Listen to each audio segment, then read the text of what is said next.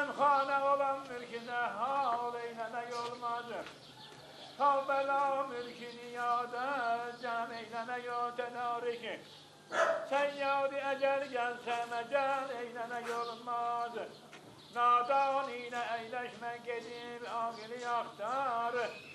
Bu akliyle bir kesbi kemal eylemek olmaz. Seyyidi her eline hal eylemek ister. Mehterdedir kendisine eylemek olmaz.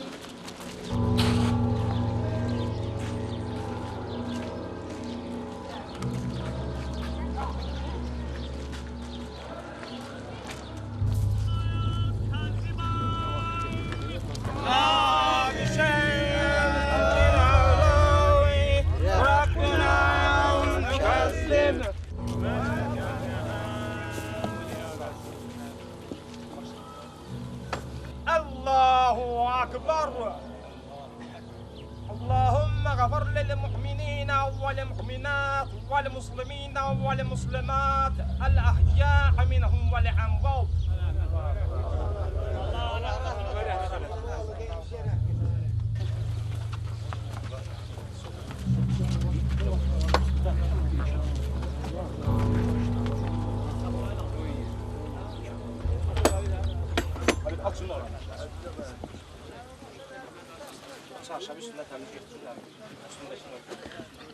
يا نوروز ابن عباس هل أنت على العهد الذي فأروتنا عليه من شهادة أن لا إله إلا الله وحده لا شريك له. هؤلاء صلوات الله عليهم أجمعين أئمتي وسادتي وقودتي وشفقاء بهم أتولى ومن أعدائهم أتبرأ في الدنيا والآخرة. ثم أعلم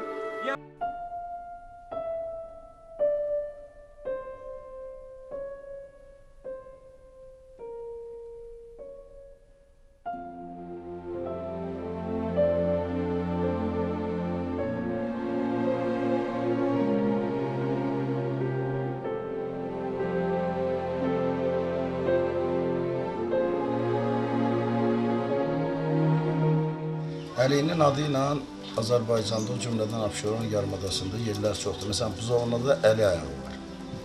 Sonra bizim kəndin adı Hökməli. Mənası odur ki, Əlinin hökmü ilə müsəlmançılığı qəbul edən bir kənd, bir yer, bir yaşayış məntəqəsi. Köpründən əl çəkməyiz,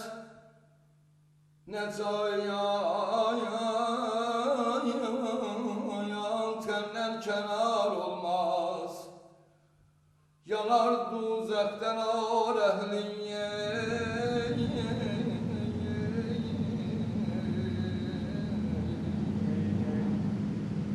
Yanar duzəqdən ar əhliyə. Mənim kəndəhləm ar olmaz.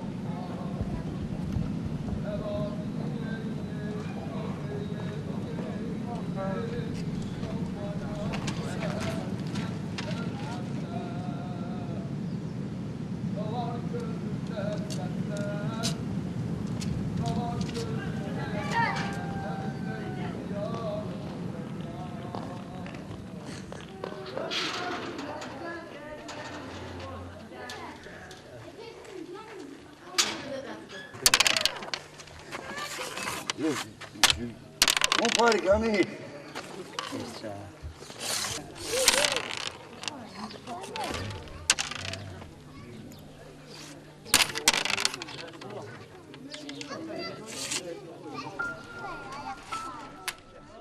yüksək nöqtədə yerləşən bizim kənd.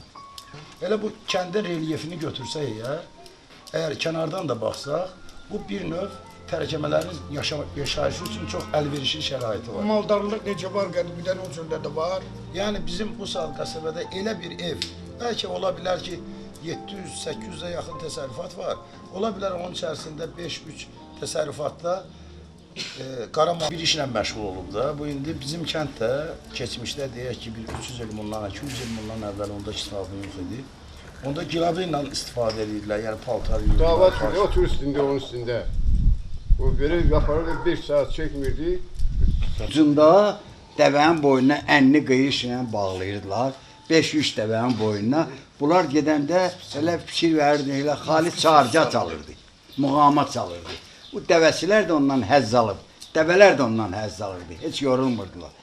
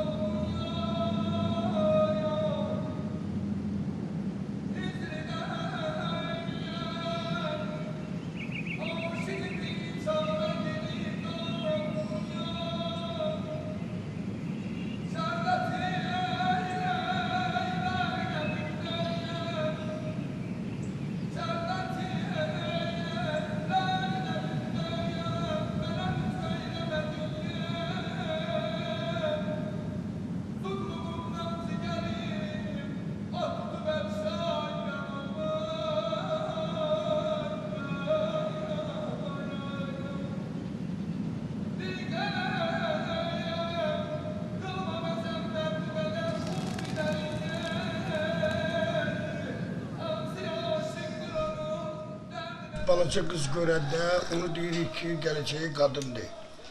Qadının da gələcəyi anadır. Ana isə vətəndir. Vətən isə torpaqdır. Torpaq isə bizim namus qüdretimizdir. Hara gedirsən get, hələ bilginə ki, maqnitdir, kəntin ənənəsi, kəntin torpağı adamı çəkir.